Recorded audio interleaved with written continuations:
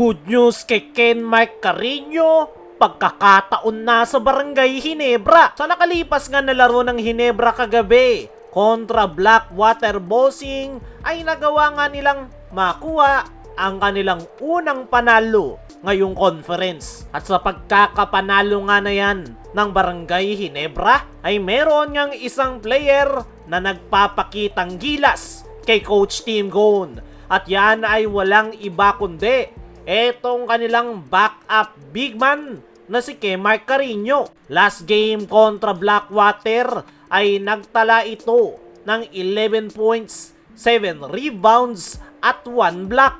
Kahit limitadong playing time lang yung naibigay sa kanya ni Coach Tim Cone, ay talagang pinakita netong si Kemar Carreño na kaya na niyang muli na makipagsabayan at mukhang okay na nga ang nasabing big man.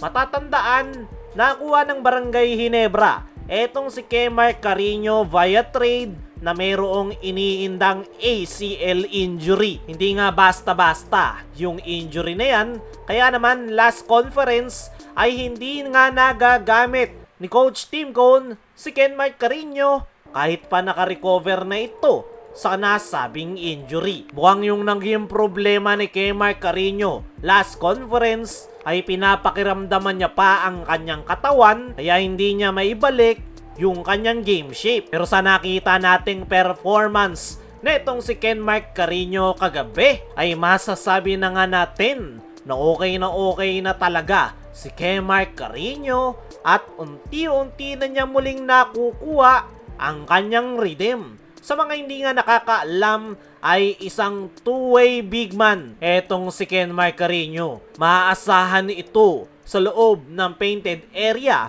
pagdating sa depensa at the same time kayang-kaya niya ring pumuntos lalong-lalo na pagdating sa 3-point area. Depensa nga yung pinaka naipakita niya last game kung saan ay nakita natin kung paano niya bantayan ang painted area.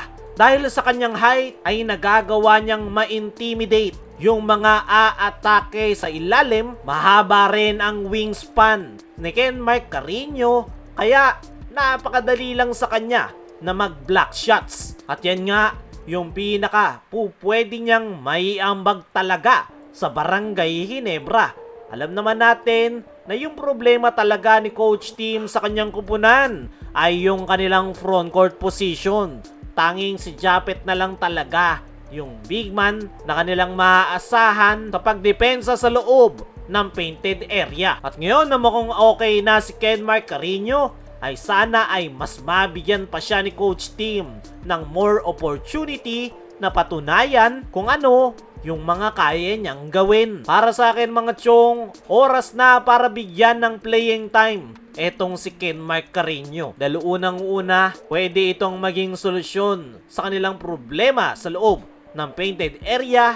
Pangalawa, nalalapit na ang pagre-retiro ni Japet Aguilar. Kung merong papalit sa iiwan ng pwesto ni Japet ay ito ngang si Kemar Carreño, yung nakikita kong magiging future big man ng Barangay Ginebra. Talagang opportunity na lang yung inaantay ni Carreño para muling i-unleash yung kanyang full potential. Kaya naman, nung ipasok siya ni Coach Tim last game, ay talagang pinakita ni Carreño na ready na siya ulit na makipagbakbakan sa loob ng painted area. Ay naman mismo kay Kemar Carreño sa kanyang naging latest interview ay simula pa lang daw nang malipat siya ng Barangay Ginebra ay alam niya na short lang yung player rotation na ginagamit ni Coach Tim Cone. Kaya yung mindset niya nga daw ay maging always ready at kailangan niya nga rin daw yung pagtrabahuan sa kanilang team practice. Dahil hindi nga daw basta-basta nagbibigay ng playing time si Coach Tim Cone. Kaya naman kailangan niya pa daw makuha yung tiwala ni Coach Tim Cone, maging ready every time, every game. At nung mabigyan daw siya ni Coach Tim ng playing time last game, ay kailangan niya daw talagang suklian yung tiwala na ibinigay sa kanya ng Ginebra coaching staff. Nilaro niya nga lang daw yung kanyang laro at kung ano yung kanyang ipinapakita sa team practice. Masaya si Ken Mark Carreño na unti-unti ay nagbubunga yung kanyang sipag sa kanilang team practice. At sana lang talaga ay magtuloy-tuloy na mabigyan ng playing time ni Coach Tim itong si Ken Mark Carreño. Kaya mga chong, ano ang masasabi nyo sa ipinakita na itong si Ken Mark Carreño? Dapat nga bang mas bigyan na ito ni Coach Tim ng playing time? I-comment mo lang dyan sa ibaba.